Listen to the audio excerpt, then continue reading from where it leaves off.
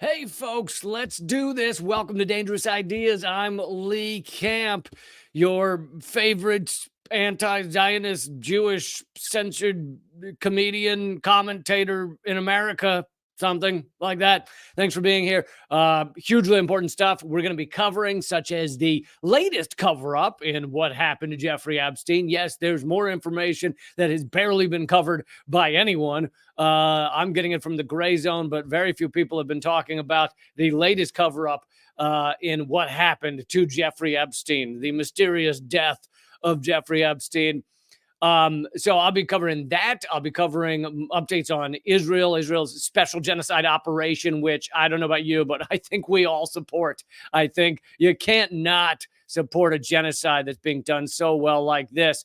No, obviously it's horrific. I'll be covering updates on that, as well as hopefully he has the time to show up. I will be speaking to Robert Inlakesh, a journalist now living in Canada, but much of his family is from Gaza, and he covers that topic a lot and does great work on that. So I'll be hopefully speaking to him if he can make it later in the episode. But thank you for being here. Please click subscribe, click share. I'll also be bringing you Susan Sarandon and others. But yeah, make sure you hit the thumbs up and share and all those good things, because my stuff, as so many important people, is incredibly very suppressed and censored. And actually, let's start off with that fact. One of my favorite journalists, in fact, the one I will be bringing to you most of in the top topic for today, the Epstein docs, Kit Klarenberg, has now been banned for at least 3 months from X, formerly known as Twitter. And this is on the same day that apparently Palestine Action has also been banned on Twitter. So Twitter has banned two very important voices. One of them speaking almost exclusively about Palestinian issues and about this genocide that's ongoing. The other one is speaking about Epstein, speaking about the Assange, speaking about Palestine, speaking about so many important topics. He writes for the Gray Zone as well as Mint Press, and some other outlets often cover his work. He was also, I brought this story to you a few months back. He was held and interrogated for 5 hours by British authorities under, suspected like working with the Russian government bullshit charges. They ultimately, under their laws in Britain, had to let him go because they didn't actually have anything on him, but they still stole his computer and other devices. So Kit Klarenberg continues to do very important work, clearly, as he is getting suppressed on Twitter, which, a lot of people thought that Musk was going to save Twitter or make it a free speech zone or whatever. No. Whatever you were thinking, no. Elon Musk he's allowed some people to come back onto Twitter. He's banned others. He bans, unions that talk, come at him for not being unionized. He bans plenty of people on Twitter or suppresses them in one form or another.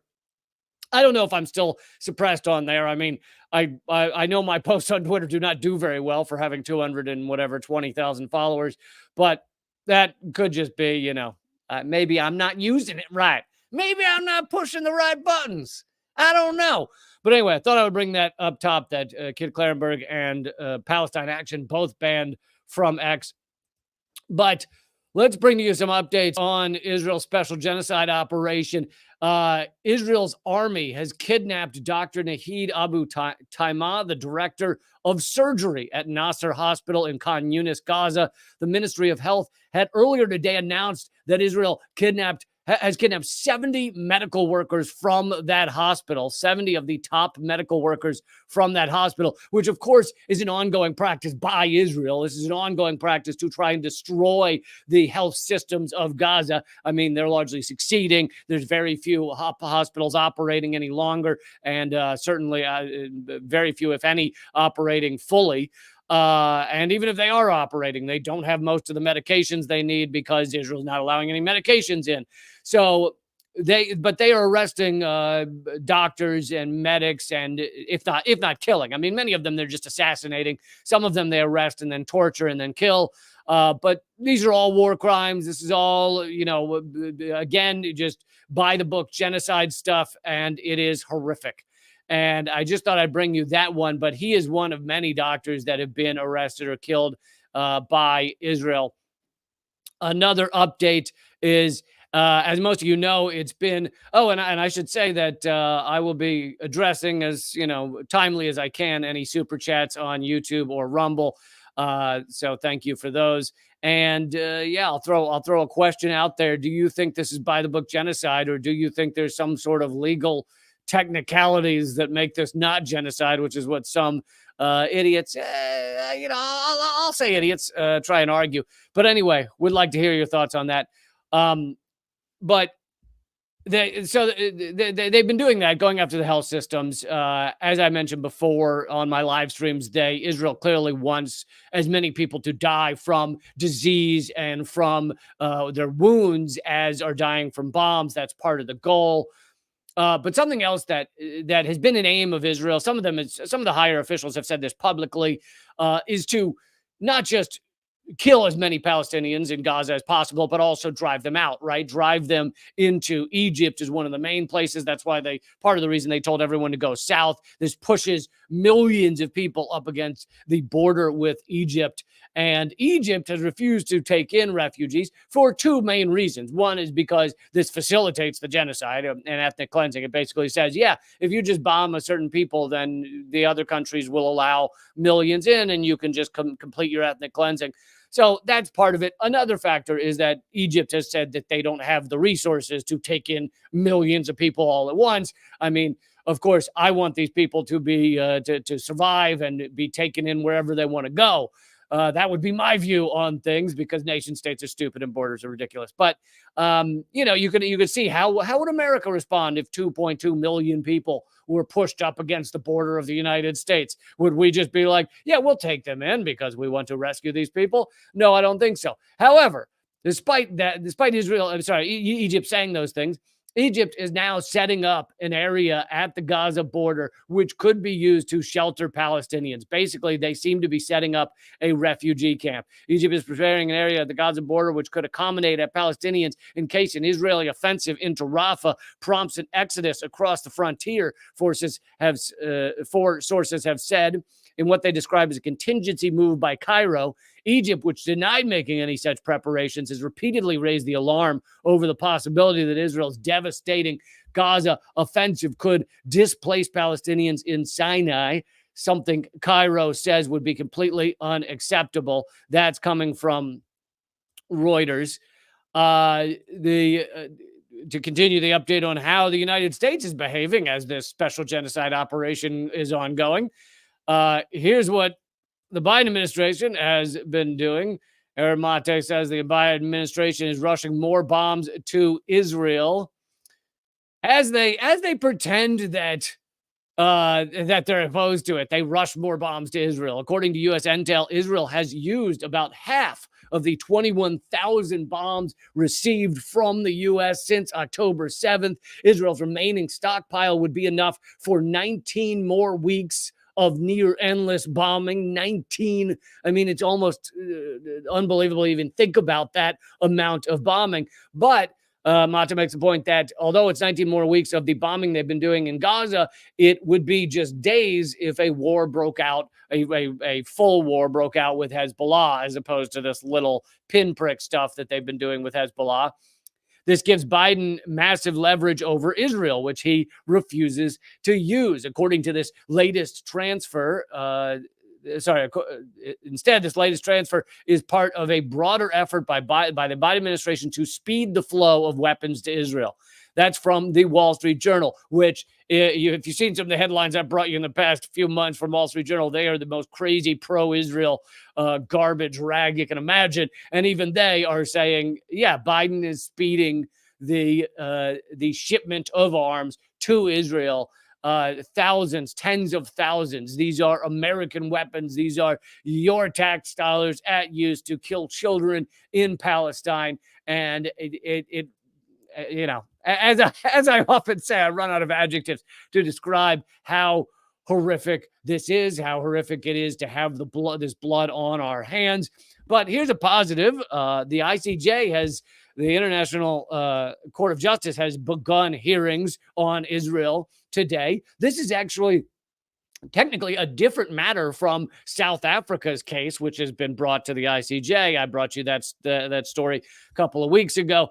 And the ICJ found that there was enough evidence of genocide to move forward with that case. So that is ongoing. Could take a long time to prosecute that, to actually hear that. But this one is about whether Israel is legally, under the law, occupying Palestine or occupying Palestinians. And here is, I'm going to play the 1 minute of the opening statements from this Palestinian foreign minister, Riyad Malki. He started the proceedings, and here is a part of his statement. For over a century, the inalienable right of the Palestinian people to self-determination has been denied and violated. Palestine was not a land without a people. It was not. As Israeli leaders have described it, a wasteland. There was life on this land. There was a political life, a cultural life, a social life, a religious life. It had schools and universities, cinemas and cultural halls.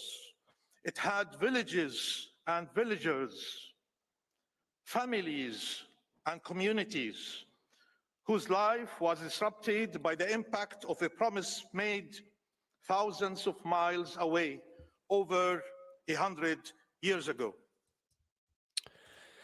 Anyway, there are some of the words of the Palestinian minister, but it is good that the ICJ is taking up this case, is hearing this about how whether under the law Israel is an occupation.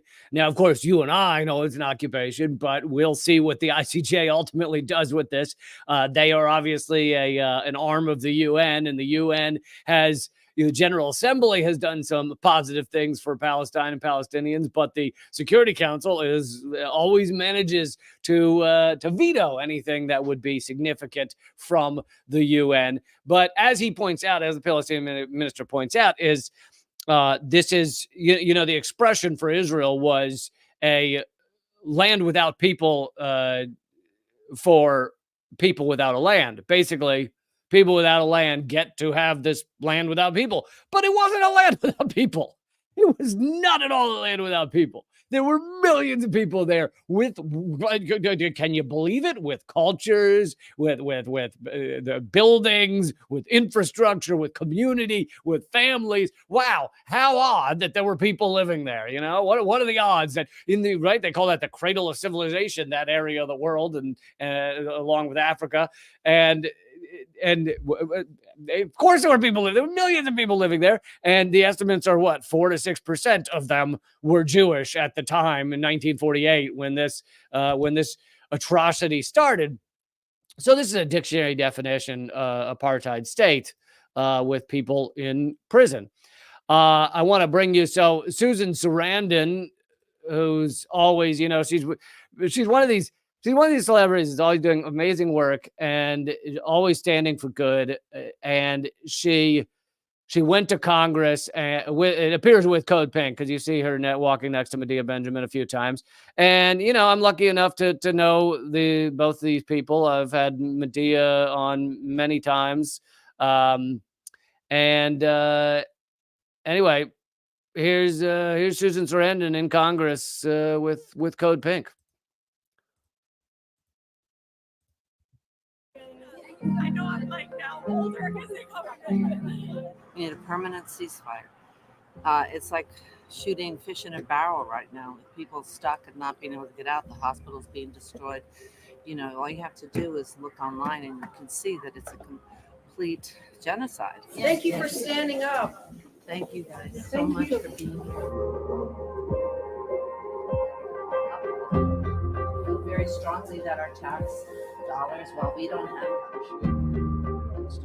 and I can't compete with the money that AIPAC has given, so that's a problem, because I know that has a large influence. But you have to peek out and see that outside of this bubble, most of the world understands that there's a genocide happening. 80% of Americans want a ceasefire. To be giving my tax dollars to provide the ammunition for the war, it's not enough to say you're concerned. If you keep giving this to people, then it's going to keep happening.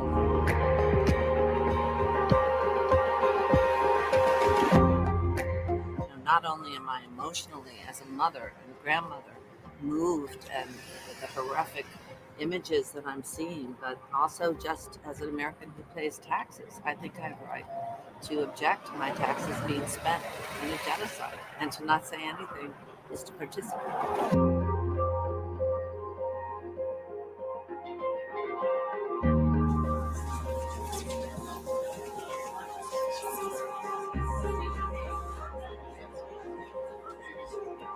More than half the people that I've been marching with are Jewish and have connections to the Holocaust. It's not a religious war. It's about aggression on the part of Israel. It's about taking land. It's about occupation. It's a war of occupation, and it's been going on for 75 years. Hamas didn't even exist for 45 years, and thousands of people have been killed. So, no, I mean, calling people anti-Semitic who question Israel is just an old way of getting people to shut up. Let Gaza live. Okay, there she is at the end with Code Pink, Medea Benjamin, and Jody Evans. I have spoken to both of them on this show. I've spoken with Susan in person, but never had her on my various shows. But anyway, she's doing important work there, and bringing it to Congress, bringing it in front of Congress. I mean, these people they're all stooges, they're all puppets, right? It's all a show. But at the same time, if you could get this bill stopped, it would mean less bombs in Israel's hands. But it's to me, it's more about the sentiment. It's more about creating a passion in people across this country to get in the way and stop this insanity and stop this genocide. To me, that's what this is really about, more than, oh, please, Congress, can you fix this for us? We know our Congress is bought off. We know the duopoly is a joke. We know it's all theater. We know it's all bullshit. And we need to start behaving that way. We need to move to a system that is not imperial in nature, that is not built on crushing other human beings, which is so much of what we do with this country. And I realize when I say we, it's not really like me and you that are doing it. We're not the ones in these battleships and making these backroom deals and planning these backroom coups. We're not the ones doing it, but it is we, in that it is supposedly, ostensibly, ideally our nation. We're supposed to be the ones making these decisions. And clearly we're not, because 65% of America wants a ceasefire now, and 0.1% of Congress wants a ceasefire now, or is actually doing anything, even if they may use words, even if they may say, oh, I wish this would stop. Then when push comes to shove, they vote 412-1 to continue this genocide. So speaking of another celebrity, and I think it's funny that in the United States, because our representatives, so-called, have completely let us down, completely failed us at every goddamn level, we are now turning to celebrities basically to try and fill the gap, both in terms of speaking up, like you see Susan Sarandon in there, but also in terms of just the money being sent to help these people that are being genocided. And speaking of that, here is The Weeknd. I don't keep up much of music, but I know he's huge, major, obviously, pop star. And this says The Weeknd is the first singer and celebrity to donate $2.5 million. I'm not quite sure why it says first there, but anyway, he donated $2.5 million to humanitarian aid in Gaza, 4 million meals to feed more than 173,000 families for 2 weeks, while other celebrities are afraid to speak up for Gaza to protect their interests. And it is true. So many of the people with a large platform refuse to speak up. That doesn't mean that they're necessarily endorsing Israel's genocide. Some are, but like Amy Schumer and Howie Mandel and Michael Rappaport and John Lovitz and some of these people. But many are not endorsing the genocide. They're just refusing to speak against it, which is so important. So important. Okay, I want to get to the Epstein story before we get to our special guest, if he's able to make it. But so let me move on for a few minutes here. New information has come out about Jeffrey Epstein and his death, and it is incredibly important, and yet you're seeing zero coverage by your mainstream media. Of course, I mean, they're garbage, so why would they? Why would they care? But this article is by Kit Clarenberg. It was just banned by Twitter. And it says the internal prison file suggests a Epstein suicide cover-up. And I know many of you are going, well, duh, but these are new documents that have only just been just been got. These documents have just been got by Kit Clarenberg. He filed a Freedom of Information Act. Internal U.S. Bureau of Prisons, the BOP, Bureau of Prisons documents obtained by the gray zone under Freedom of Information laws raise extremely serious questions about whether Jeffrey Epstein's alleged first suicide attempt, which I hadn't even followed, but apparently there was a so-called first suicide attempt in July 23rd, 2019, whether it in fact happened. And it suggests the Bureau distorted evidence to attribute his death to suicide, his later actual death, to suicide before his autopsy had even been completed. This meant the narrative of suicide was pushed on the public to the exclusion of all other explanations before basic facts were ascertained. Epstein was found to have died in his cell at New York City's Metropolitan Correctional Center on August 10, 2019, with a medical examiner ruling at the time that he had taken his own life by hanging. And I've covered all this in the past, this part of it, but as you'll see, there's new documents. Epstein's legal team publicly declared available evidence on his death was far more consistent with murder. And one of the most important things was that the doctor, the forensic pathologist who monitored the autopsy, claimed that the findings did not support suicide. Moreover, knowledgeable sources revealed the broken bones in Epstein's neck rarely ever break during hanging. They usually only break during strangulation. A certain type of bone that usually only breaks during strangulation. And the other thing, which I have reported on, which I haven't heard many people mention this, is that I imagine that in the small percentage of times where those bones break during hanging, it's a violent hanging, like someone jumping off jumping out a window and hanging themselves, or jumping off a higher surface and hanging themselves. And that's when those bones break. And this was obviously not one of those, because this is in a tiny prison cell. The only way you hang yourself is by leaning forward, calmly against something and choking yourself to death. It's not the violent type of hanging that you might think of in the Old West, where they open the platform. Anyway, the official inquiry by the Department of Justice Inspector General states that in July 23rd, 2019, nearly 3 weeks before his death, Epstein was found injured and semi-conscious in his cell with marks of an unspecified nature around his neck. Per the report, he subsequently claimed to know nothing about the incident, which took place just 2.5 weeks following his imprisonment on charges of child sex trafficking. Epstein's cellmate, former New York police officer Nicholas Tartaglione, also pleaded ignorance. So there's a report that he attempted suicide, yet there's essentially no evidence to back that up, that he attempted it before he supposedly suicided himself later. The records show that the following day of this attempt, Epstein was removed from suicide watch and charged with violating Prison Code 228, which covers tattooing or self-mutilation. So he's charged with self-mutilation, removed from suicide watch after supposedly attempting suicide. It all makes no sense. Curiously, on July 30th, it all makes no sense if it were legit. I mean, it makes perfect sense if you're people trying to cover up the fact that someone was murdered and you want to make it look like he had attempted suicide before.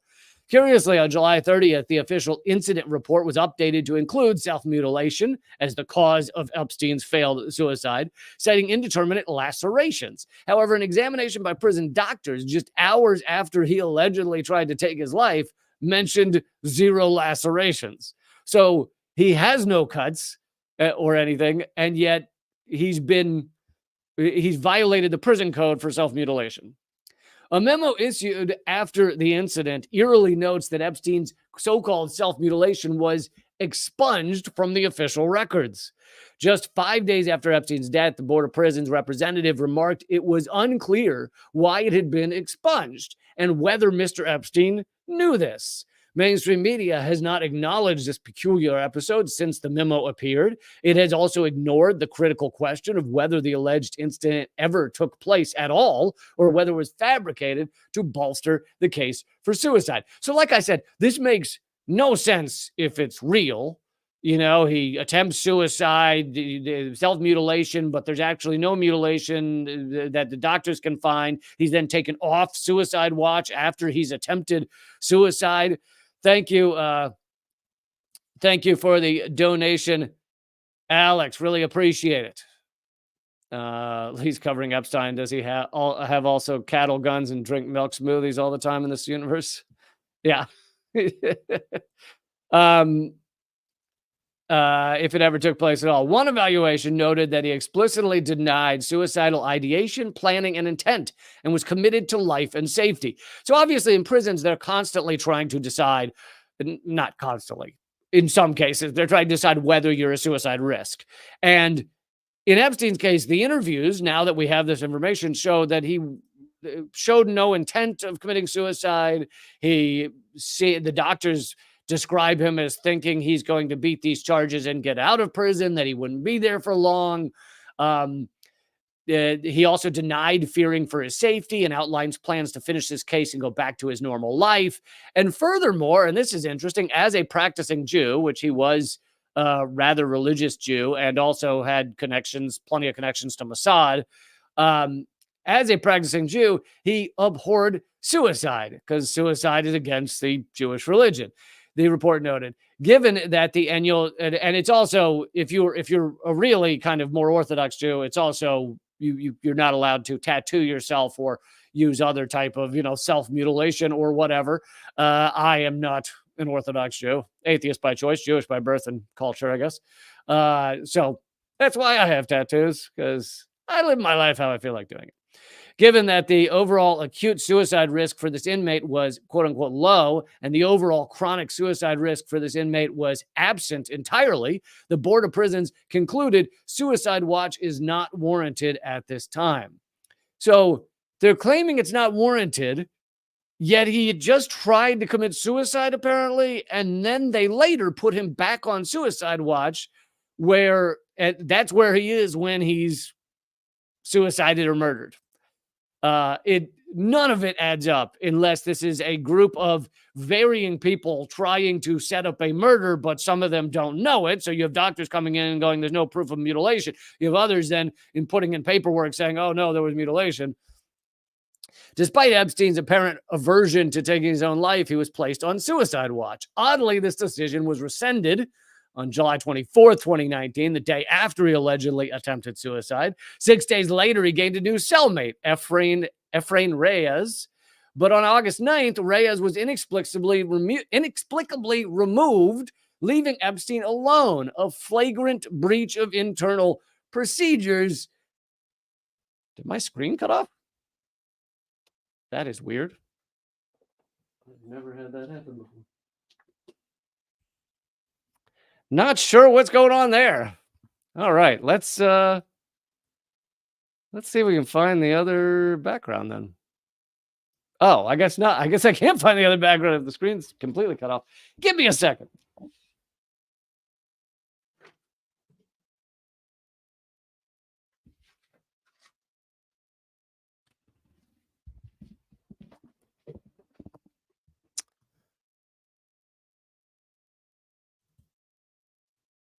Very bizarre. I have never had this happen before. Sorry. Okay. That is interesting.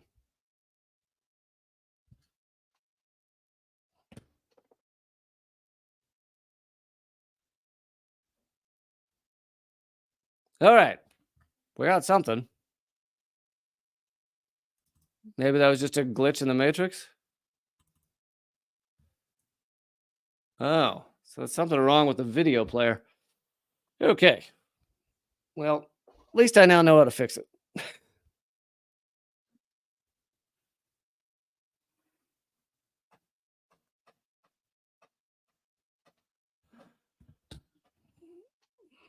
Okay, we'll be leaving it on that background because not sure why the hell that happened. Where was I? Oh yeah, his cellmate, his new cellmate, is removed, leaving Epstein alone, and that cellmate winds up dead not long after. I'll get to that in a moment. And by the way, our guest is will be here in a few minutes. So anyway, regular checks on the inmate also ceased. 3 CCTV cameras nearby apparently malfunctioned. 2 on-duty guards fabricated records to hide how they allegedly flouted their legal duties to surf the internet. And the next day, the prison's most famous inmate was dead. That's another good point, is that this is their most famous inmate. So wouldn't you watch this on wouldn't you watch him way more than any other inmate? Like, wow, we're going to keep track of this guy. Like, he is our most famous inmate. If something happened to him, it is going to look so awful for the Board of Prisons, for Manhattan Prison, for all, like, it is like they would be on him like a hawk. Instead, you have all the cameras going off. You have them falling asleep, everything else. By the way, thanks to Tom After Dark. He said, "Hi, Lee. There's a revolution happening in Haiti right now. BSAP is now moving to remove the prime minister and hold elections." Well, thank you for that donation, and I will look into that and hopefully cover it tomorrow. It is tough to cover everything around the world, I will tell you that, especially when there's an ongoing genocide, which takes up the vast majority of my time. But thank you so much for the donation. That's over on Rumble.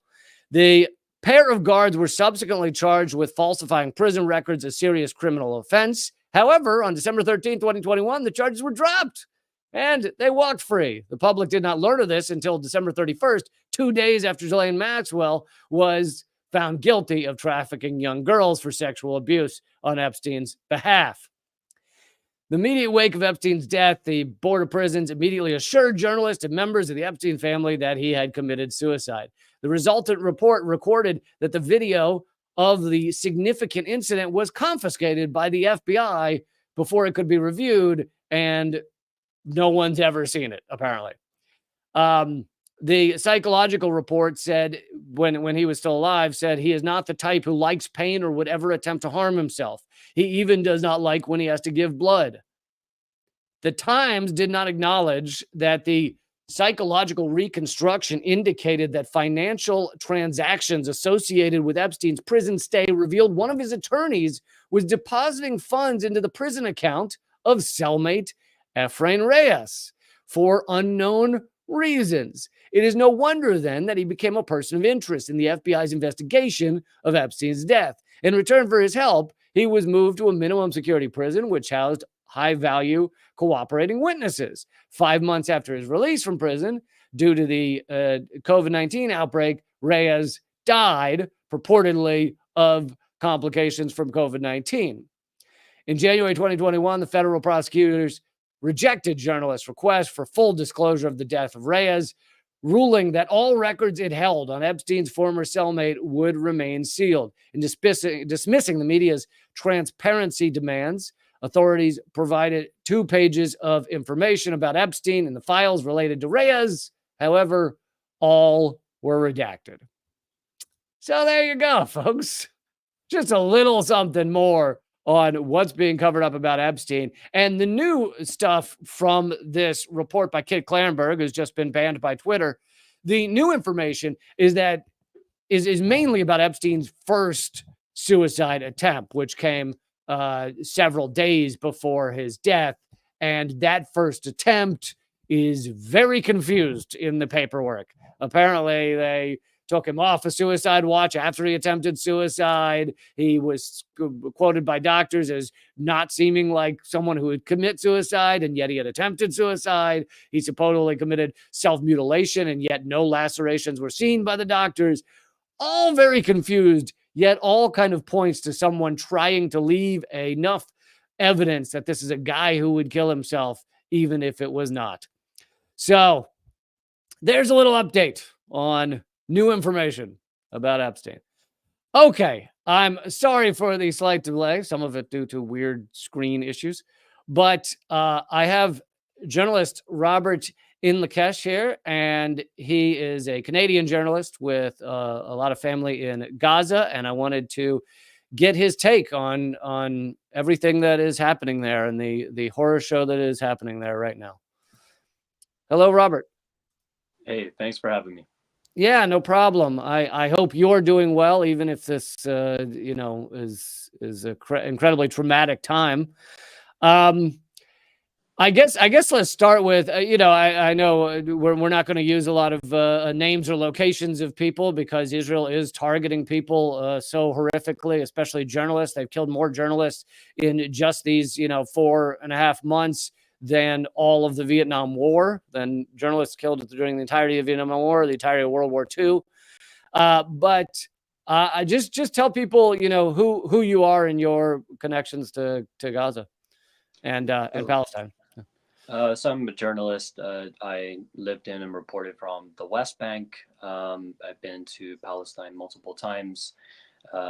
My personal connection, other than friends and colleagues, of course, who are there, who have made over some decade of reporting on this, is also that my wife's side of the family are from Gaza. My wife is from Gaza. And so we have lots of extended family in the Gaza Strip, and we've lost roughly 120 members of the family, extended family so far. It's a big family in Gaza, and unfortunately, the indiscriminate bombings have not spared even people who have traveled away from their homes, left their homes, and attempted to seek shelter in other areas in central Gaza or even in southern Gaza. And now, of course, we're on the cusp of a potential invasion of Rafah, where many are currently located. Throughout my discussion with you, I hope to debunk some of the bullshit that is put out by people trying to propagandize this genocide, trying to make it seem okay. Can you talk about, your family is fleeing certain parts of Gaza to go towards refugee camps. Some of the garbage put out by these people as well. Israel does everything they can to protect civilians. They drop leaflets. They tell people to clear out if they're going to bomb areas. And so, therefore, people who stay, it's on them or something.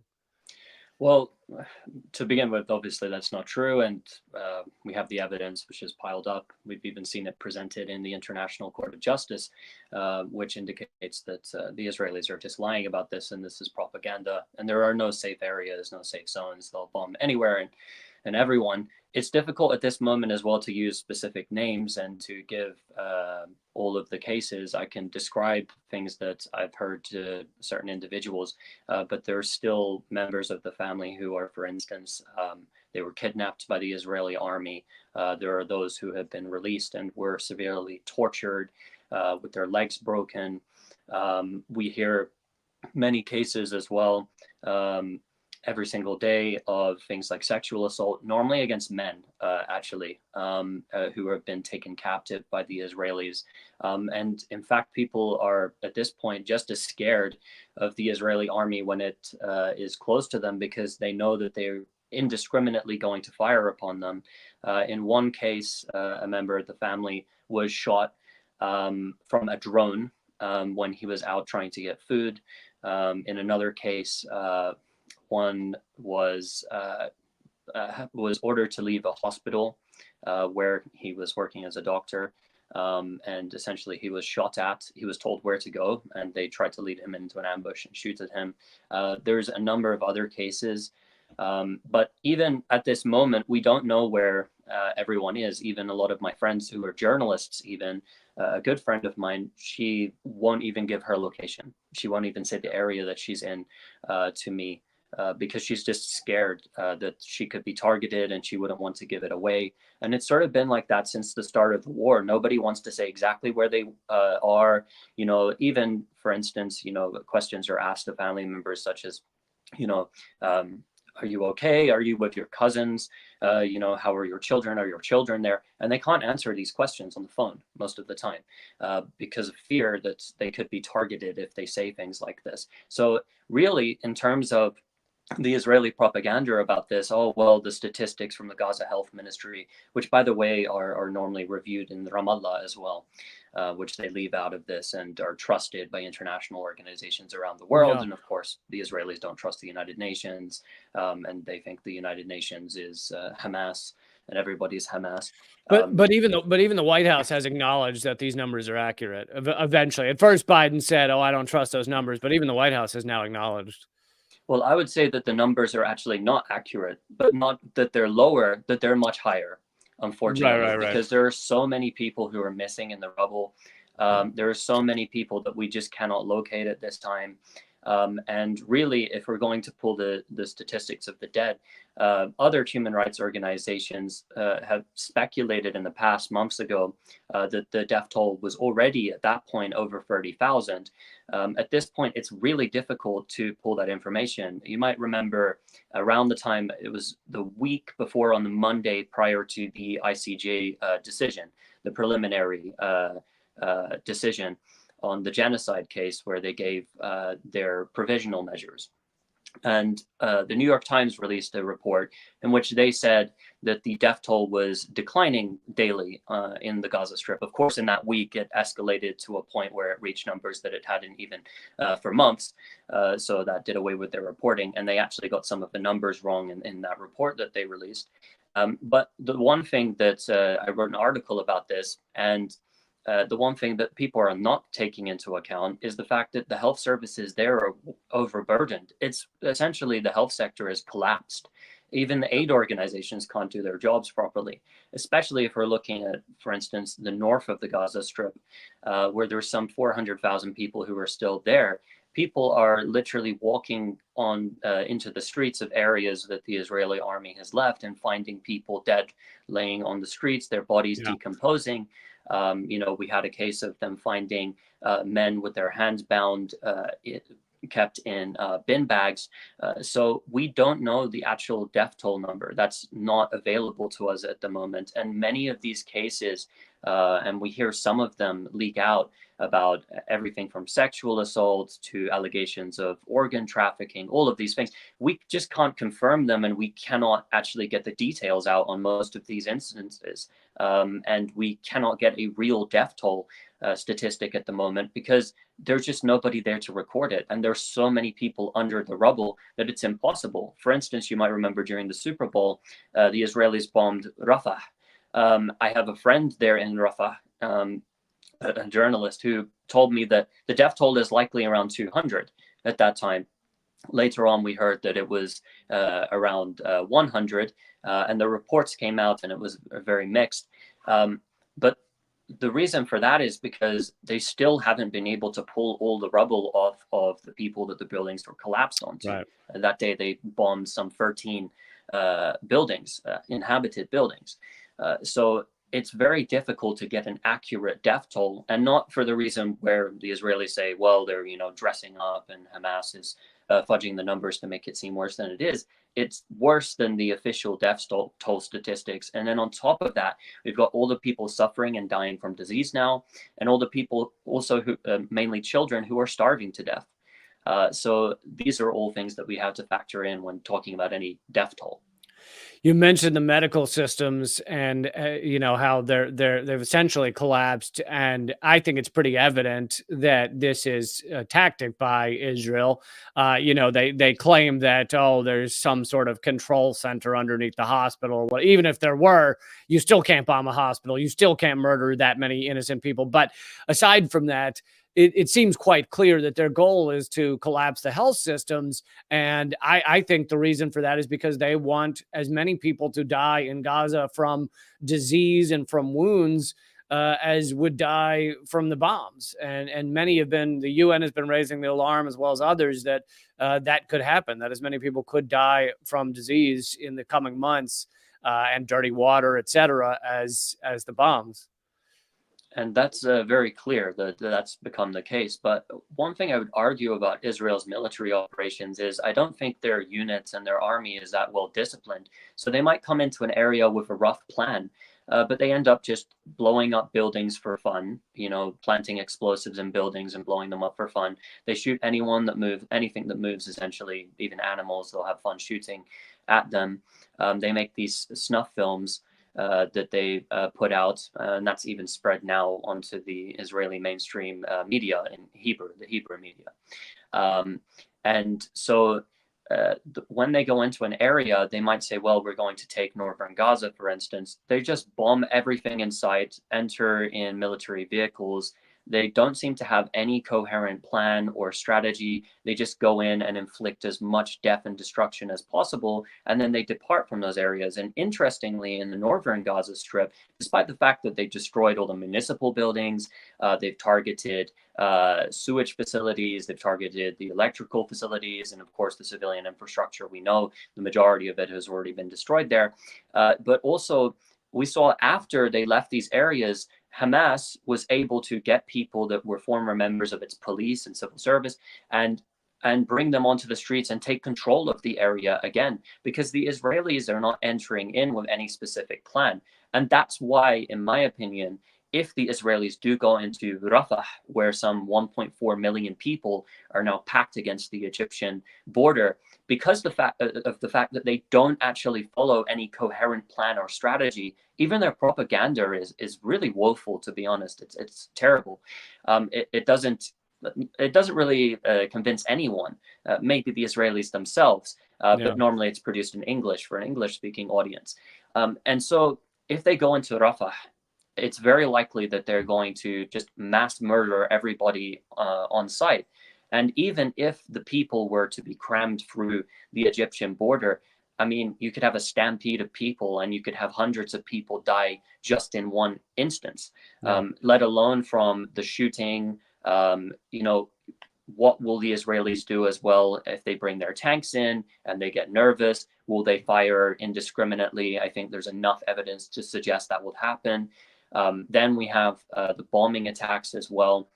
So with 1.4 million people packed there, they haven't demonstrated any coherent strategy that they're following. It's sort of just go into an area, kill as many people as possible, blow up everything you can in your way. And it doesn't seem like they're there actually to fight the Palestinian armed groups. I mean, they give these insane numbers like 12,000 Hamas fighters.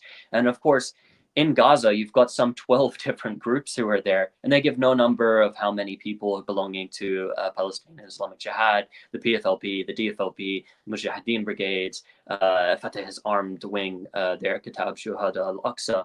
They don't give any statistics for these because I think they just do not know. And really, I think they've given up on killing or targeting Hamas at all. I don't think they're targeting Hamas. I literally just think they're going into an area and just killing everything in sight, and there doesn't seem to be any strategy. That's why it's so incredibly dangerous if they go into Rafah with these people who are living in tents, who have absolutely nowhere to go, who the aid trucks are not coming in now, basically at all. You know, before this, in Gaza, 500 aid trucks would pass through Rafah every single day. And for people like yourself who pay attention to what's going on in the Gaza Strip, you'll know that experts back in 2020, they said by 2020, Gaza would be unlivable. And the situation there was untenable. We had 97% of the water was undrinkable, and the humanitarian crisis was horrific there prior to October 7 and prior to this war. But now we're seeing some days that 5 or 6 or 10 aid trucks will get in a day, while you have Israeli protesters blocking the route for it to come in from the Israeli side. And of course, they're blockading aid coming in from Egypt as well. So it's an utter catastrophe. And to me, I cannot see, and I consult with fellow journalists who are experts on, military tactics and weapons and all of these things, because I just don't understand it very well. And I asked them, so far, what is their military strategy? Can we tell what it is? And every single time they come back and they say, I just can't tell you. I have no idea. It doesn't make any sense to me. That's amazing. Yeah. In terms of the aid agencies, this attack on UNRWA, and I've talked on this live stream that this is no ordinary aid agency. It is massive. It's got a 1.2 or something $billion a year budget. There's 30,000 employees, 700 schools, 9.2 million health visits a year. Talk about why it's such an effort from Israel to crush UNRWA, and why even some of their ministers have said in order to achieve their aims, they have to crush this aid agency. Well, you hit the nail on the head there with quoting them, because ultimately that is the goal. It's to destroy the Palestinian refugee question, because that's the number one quarrel that they have with UNRWA. Not that it's doing aid work. They don't care if there's somebody doing aid work there. That takes the burden off of them to an extent. Because, of course, as an occupying power, legally you're obligated to provide for those who you occupy. And that's why the Oslo Accords was good, and the Palestinian Authority, is in the West Bank is good for the Israelis, because it takes that economic burden and also domestic security burden off of them. But in terms of UNRWA is the agency, the UN agency, which was set up after the ethnic cleansing of Palestine, in order to document the refugees, register the refugees, and then register as well the children of the refugees. And so over 70% of Gaza's population are refugees. The most populated areas are the refugee camps. And so Gaza is not just, an area where the Israelis just decided, oh, well, we're just not going to take this small little area. No, the Egyptians came in 48 and managed to hold the area, and the Israelis pushed the refugees into that area. And so UNRWA, there have always been allegations against UNRWA staff, the UNRWA textbooks, and support for terrorism in their textbooks. And loads of these cases in the past were investigated, and then it was found that there was no evidence to support Israel's claims. This time, they actually had a strategy drawn up by the Israeli Foreign Ministry back in December, where they produced a dossier, and they actually detailed a 3-step plan to push UNRWA out of Gaza in a post-war setting, to dismantle it, essentially. And the first step, the first phase of that plan, you can search this up. This was published on the Times of Israel. And I think they were quoting an Israeli Hebrew channel who leaked the documents or the contents of the documents initially. It was to run this propaganda campaign to try and tie Hamas to UNRWA and prove some sort of connection between Hamas and UNRWA, which evidently does not exist. I mean, when these allegations came out, all of these Western governments, most prominently the United States, Germany, and the UK came out and said, we're withdrawing funds straight away from UNRWA, which has gutted the agency. And, by the end of this month, it's essentially going to collapse in its ability to provide relief for the people of Gaza. And then we saw that when the document was leaked to Channel 4 and other newspapers later on, the New York Times reviewed it, but of course they tried to give it legitimacy at the time. And even the claims which were published by the New York Times, a lot of them didn't really give any details or any evidence. But then we heard that there was no evidence that was produced in this dossier which was handed on to Western governments at all. And the problem, I think, with this case is that UNRWA immediately, and the United Nations immediately, gave it legitimacy by saying, yes, we're shocked by these allegations. We're going to fire these people. 2 of them are already dead.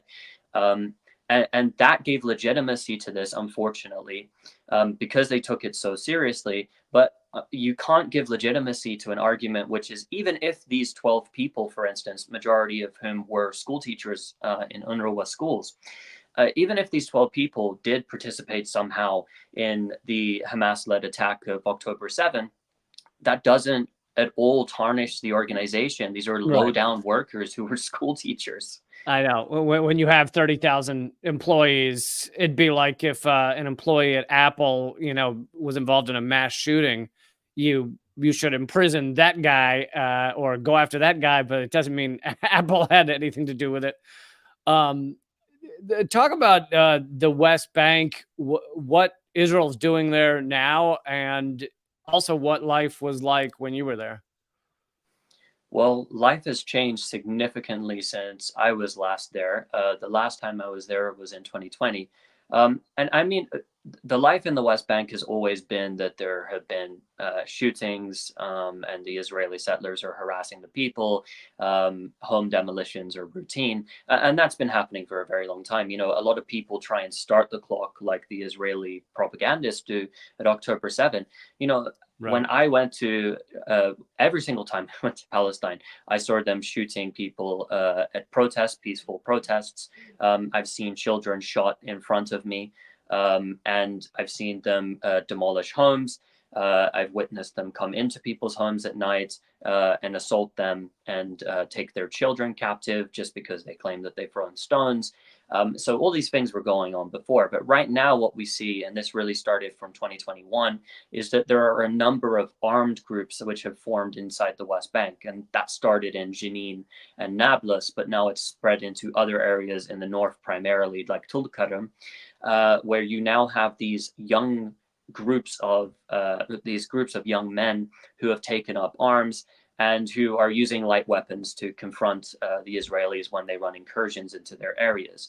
And so we're seeing that the Israelis have upped their raids on these areas. They've committed many massacres. We saw not too long ago that Israeli forces entered the Ibn Sina hospital inside of Jenin and murdered 3 Palestinians whilst they slept, one of whom was severely injured.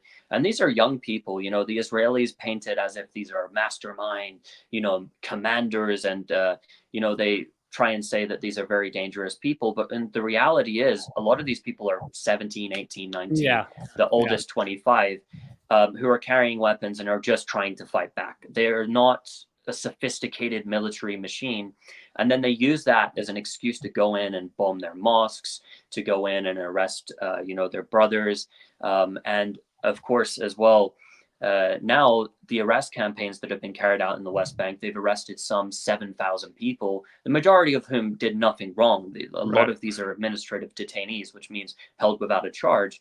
And they're just taking them as bargaining chips. And I think that's something that is important to note, is the Israelis talk about free the hostages, yet every single day the Israelis are taking more and more and more hostages for the exact same reason, by the way, that Hamas took the hostages in the first place. Hamas took the Israelis to trade them for some, at that time, 5,000 Palestinians. Now the Israelis are taking to trade them for the Israelis. I was saying that in the first couple of days after October 7th, and I heard very few people saying it. I was like, yeah, you can be upset about the hostages that Hamas took, but you should also mention the 5,000 hostages that Israel has in their prisons. And that was prior to October 7th. Immediately after October 7th, they took another 5,000.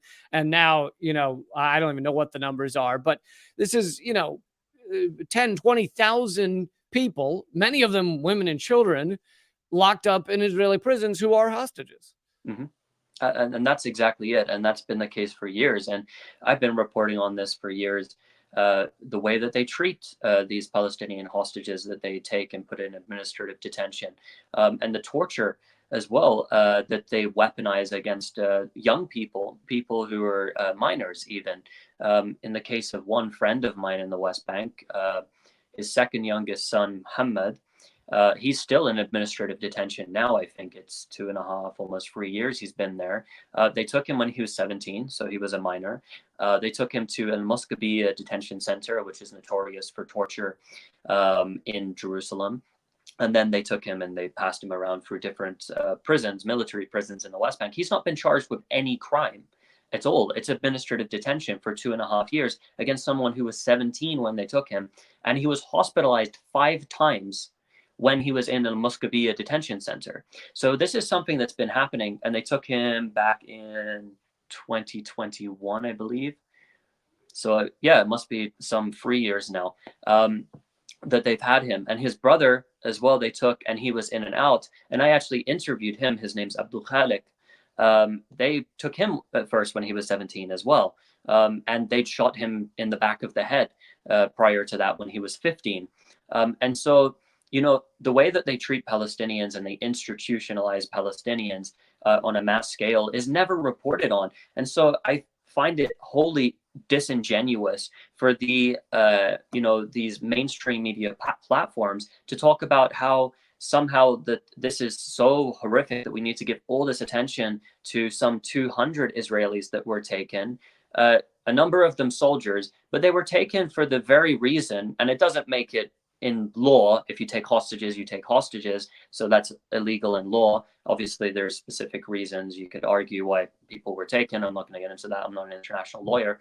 But in terms of why they actually took them in the first place, it was to exchange them for some 5,000 Palestinian political prisoners that were already detained, many of them in administrative detention, pretty much all of them experiencing torture, all sorts of torture, psychological torture with sounds, deprivation of food, beatings, as well, leaving them in cold rooms in solitary confinement in these chairs which have like shorter legs at the front, and then making them defecate on themselves, not allowing them to go to the bathrooms. So these sort of torture techniques have been used for a very long time. And in terms of the way that Hamas are treating the Israeli prisoners, a lot of attention on this, a lot of speculation about the way Hamas are treating the Israeli prisoners. But when we look at the way that the Israelis are treating the Palestinian prisoners, undoubtedly, we've seen that the Israelis have committed way more crimes against the Palestinian prisoners, and we haven't seen any evidence that Hamas has committed torture against the detainees that they took on October 7 even.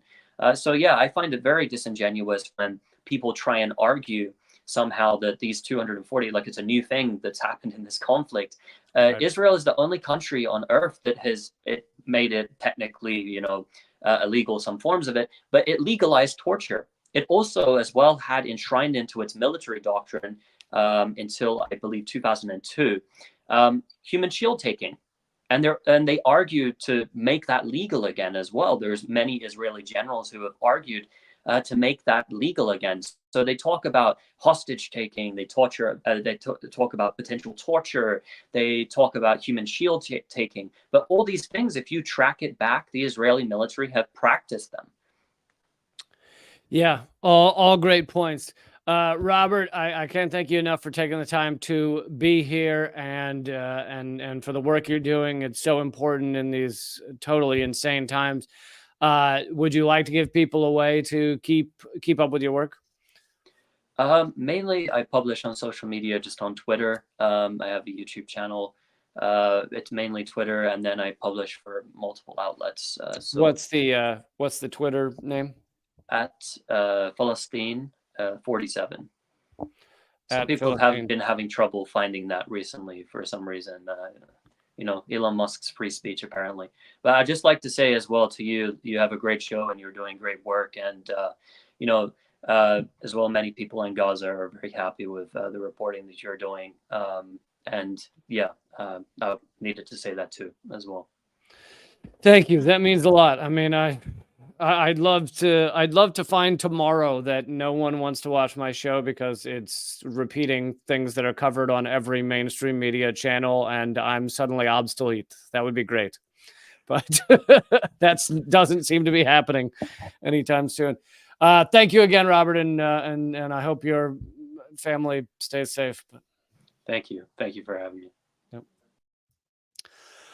All right, everybody, look him up. Robert Inlakesh, doing wonderful work. I want to bring you one more story before I wrap up. And, I am going a little over the hour, but that's all right. I have to bring you a story about Julian Assange because Day X is coming likely this week. So let me bring you that. But also, if you're enjoying this, if you think this is important, if you want to see this show keep going, I am completely funded by, tiny donations by you guys. So become a member at leecamp.net. That will forward you to my locals page. It's a locals community. It's kind of like a mix between Patreon and Facebook. You can post there and speak to the community, chat with the community, hang out with the community. And it's just $6 a month. So that's 38 cents an episode. So I'd love for you to do that over at leecamp.net, or if you're watching on Rumble, just click the red Join Lee tab. And then when you get there, scroll down to become a subscriber as opposed to become a member, which is the free version, where you won't get all the perks. You won't get my new book, Dangerous Ideas. You won't get some other things, the exclusive videos. By the way, I also have been just a new video tearing apart Sam Harris's garbage pro-genocide Israeli propaganda shit, and that is on my locals page, but that is also at Lee Camp, at youtube.com/moment of clarity. That the same channel is also youtube.com/@realleecamp. Okay, let's get to, and if you want to find any of that and you forgot any of the links, go to linktree.com/leecamp.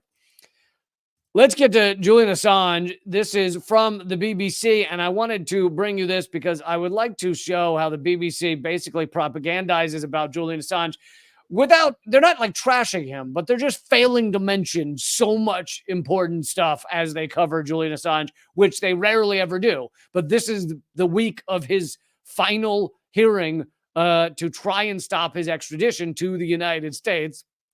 The title of this article is from the BBC is Julian Assange. His wife says he would not survive U.S. jail if extradited. Really, I think that every article about Julian Assange's extradition should be titled "Country that has tortured man for 5 years will decide whether to ship him to country that planned to assassinate him." Because all of that is true. BBC could not argue with any of that title. This is a country that has tortured a man in essentially solitary confinement for 5 straight years. And they're deciding their courts are deciding whether to ship him to a country that literally our CIA had drawn up plans on how to kidnap or assassinate Julian Assange. They had the plans ready to go. So that should really be the title of all these articles. But of course, your mainstream media, be it BBC or any of the American broadcasts or any of the American newspapers, is not going to mention those things. His final appeal will be heard in court on Tuesday, as Stella Assange says he is physically and mentally extremely weak. She told BBC Radio 4's Today program that this could very well be the final hearing for Julian. Mr. Assange is wanted in, he's mentally extremely weak. I want to point out much of what they're leaving out here is he's mentally extremely weak because they have tortured him. Solitary confinement is considered torture. They do not get him the proper medical treatment that he needs. They do not care that he is extremely mentally fragile and fragile in general because of how they've treated him. All of that should be added into this article. Stella Assange told BBC Radio 4's Today program, and of course, BBC, I should add in here, is also leaving out the fact that this guy is a goddamn hero, that this guy revealed only things that were all true as compared to the BBC and all of our other mainstream media that are found lying or wrong about things constantly. Julian Assange never, WikiLeaks never published anything false. The polar opposite of all your mainstream media, of all your the garbage that is pumped out by these lunatics. Anyway, his final appeal will be heard at the High Court on Tuesday, and Stella Assange says he is physically and mentally weak. I already mentioned that part. Mr. Assange is wanted in the U.S. on espionage charges. They should add in here bullshit espionage charges. Faces up to 175 years in prison. They also should add into this article that Assange is wanted by the United States, a country he has never lived in, a country he's not from, a country he has no connection to. This is basically an argument that the U.S. decides the law for the entire world. And the U.S. can grab a journalist or a publisher anywhere in the world and say, you violated our laws, we're bringing you to our country in order to persecute you in prison for hundreds of years.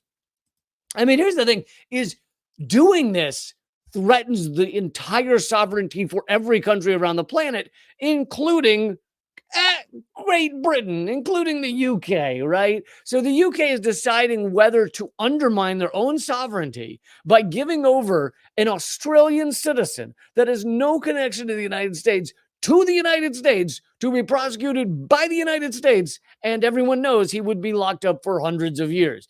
I don't think he's going to live to the end of those hundreds of years. Anyway, The case is about him publishing thousands of classified documents in 2010 and 2011, which American authorities say broke the law and endangered lives. It's laughable. I mean, the endangered lives. That's all the U.S. does is endangered lives. What Julian Assange and WikiLeaks did was protect lives. He actually made it so that people were furious about the lives that the U.S. was taking, the people being killed by the U.S.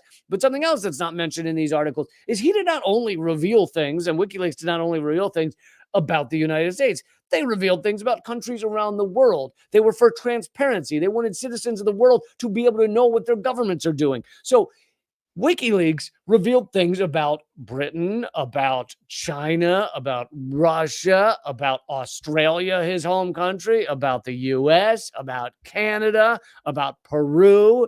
There are so many countries that WikiLeaks revealed information about. And so, and of course, one of the biggest ones is the UK. So really, the UK should say, hey, we're incredibly compromised in a decision of whether we hate Julian Assange because guess what? He revealed things about our government that we didn't want people to know.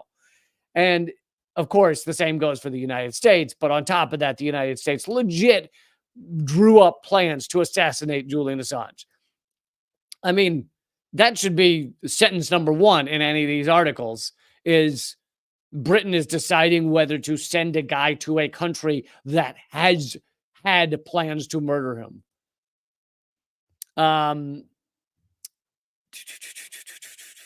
Let's see. He argues that the case against him is politically motivated. What, you think? Stella Assange told the BBC that if her husband loses Tuesday high court case in London, there is no possibility for further appeal in this jurisdiction.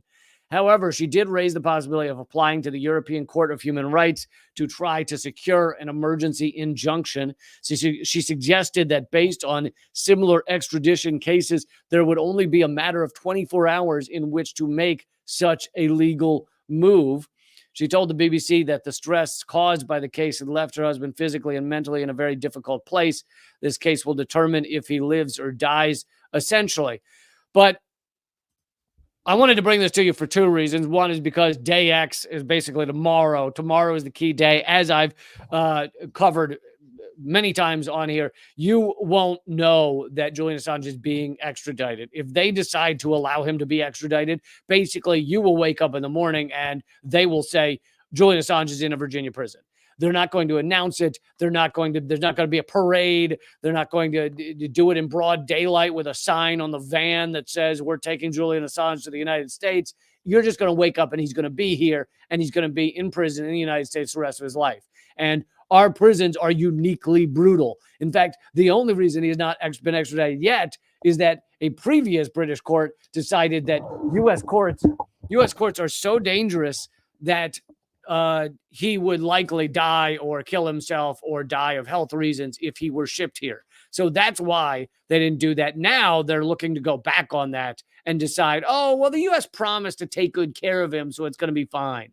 I mean, it's also horrific. And the other thing is, let's remember that, yes, this was initially on Donald Trump. He's initially the one that brought the charges against Assange, but it now is in Joe Biden's hands. It's on Joe Biden right now. This blood is on his hands now.